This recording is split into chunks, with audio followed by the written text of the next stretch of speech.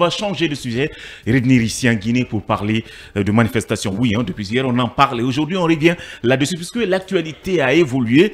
Eh bien, nous apprenons que nous nous acheminons vers la traque des organisateurs de la manifestation contre la manifestation des soutiens d'Alpha Condé. D'abord, on va commencer par le cas Alpha Condé. Hier, nous avons vu les partisans d'Alpha Condé qui sont sortis à Kaloum, qui réclame son retour, mais aussi le retour à l'ordre constitutionnel et la libération des acteurs, des cadres de ce parti. Et nous apprenons à travers nos confrères de Africa Guinée qui ont échangé avec le procureur général près la cour d'appel de Conakry, que des enquêtes pourraient être ouvertes à partir de demain contre les organisateurs de cette manifestation. Alors, réaction sur cette démarche.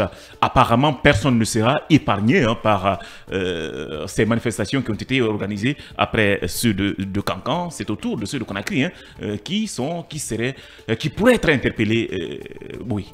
Oui, vous savez, depuis pratiquement le mois de mai 2022, les nouvelles autorités de Conakry ont carrément interdit les manifestations de rue, les manifestations sur les voies publiques.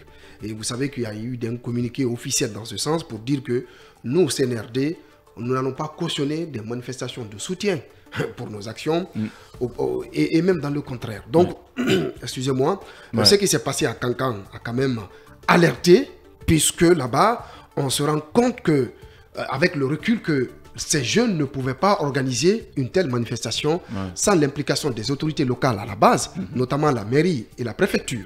Puisque même à Conakry, lorsqu'on refuse les manifestations du CNR, des forces vives ou encore du FNDC dissous, mais tout au moins, quand vous prenez le FNDC, eh bien, cette plateforme prenait quand même toute la violence sur lui pour aller adresser des courriers au moins aux mairies de la capitale pour les informer, quoique la manifestation est interdite, mais pour au moins les informer. Donc, on estime qu'au niveau de Cancan, eh bien, ces organisateurs, ces jeunes, ont alerté les autorités. Ça n'a pas été le cas. Non, non, non. Malheureusement. Je ne peux pas comprendre ça. C'est long. Oh, vous allez tout à l'heure. On va revenir sur ce sujet. Vous allez écouter le DPJ qui a dit qu'ils n'ont ça ne passe pas. Ça ne passe pas. Je ne pense pas que ces jeunes peuvent organiser une telle manif là-bas sans associer en amont les autorités locales. Maintenant, certainement, cela a eu comme réponse immédiate, automatique, d'encourager aussi ceux de Conakry, les partisans de l'ex-président, de manifester et de clairement dire leur ras-le-bol par rapport certainement à la gestion de la transition, mais aussi le retour de leur champion au pays. Donc, je pense qu'il ne faut pas aller dans du deux poids, deux mesures. Si les manifs sont interdites, et bien que ce soit des manifestations de soutien ou pas, il faut que l'autorité de l'État s'impose à tous. Que le procureur Djoumandé, un procureur que je connais très bien, que j'ai pratiqué, je connais son sens de responsabilité, je pense qu'il ne va pas faillir à ça. Et quand vous prenez le procureur général de Conakry, je sais que c'est un procureur qui est téléguidé par le ministre à sa solde, ça reste un fait, mais l'un dans l'autre, il faut vraiment que ces manifestations de soutien ne puissent pas prospérer dans le pays. Et de l'autre côté, ceux qui manifestent pour le retour d'Alpha Condé dans le pays, Sauf que tout ça, la loi n'interdit en rien ces manifestations, que ce soit des manifestations de soutien. En tout cas, selon Maître Traoré, je crois qu'il... Oui, j'ai lu sa tribune là. Les manifestations ne sont... J'ai lu sa tribune. La loi n'interdit pas évidemment, que les comme gens nous sommes dans une... Eh bien, plutôt, c'est les autorités qui sont en train de violer la loi. Et ça, c'est ce qui est dénoncé justement par non seulement nos partenaires techniques et financiers, les PTF, la communauté internationale, en tout cas, ne comprend pas cette position, cette attitude de la junte militaire de vouloir systématiquement interdire toutes les manifestations, alors que les manifestations en amont, c'est quand même un symbole des libertés fondamentales. C'est dommage. Donc je pense qu'on doit revoir cette la situation. loi en violant, à mon avis, la loi. Oui, que pensez-vous de cette traque?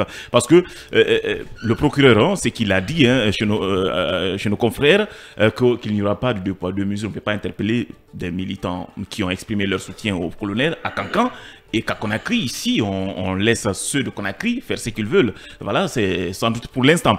Il n'y a pas eu d'interpellation, mais le procureur de Kaloum a été saisi et une enquête va être ouverte à partir de demain. Bien, alors ce qu'on peut dire, c'est que tout ça n'augure pas de quelque chose de bien.